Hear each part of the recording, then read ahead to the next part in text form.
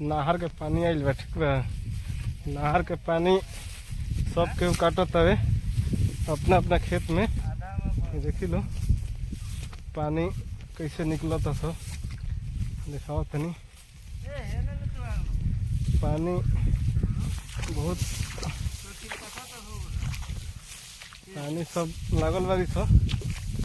देखी हो छोटू जी बानी, छोटू जी के मशीन बा, तो आज मशीन बंद हो गई है, नहर के पानी आ गई बा। तो देखी लो बहुत सारा पानी के वजह से धान बिगड़त तरी सो। पानी खातिर सब लोग घूमता, नहर के पानी आइल बा। देखी लो लगता धीरे धीरे सबके में भरता। धान होई कि ना होई अभी कोनो गारंटी नहीं है, लेकिन धान के पीछे लोग भागता।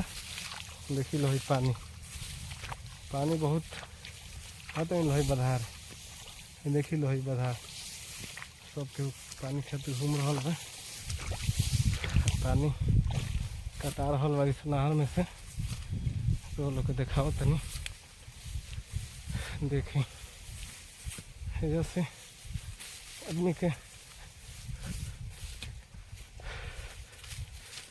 पानी घूम घूम के लोग काट रहा बा।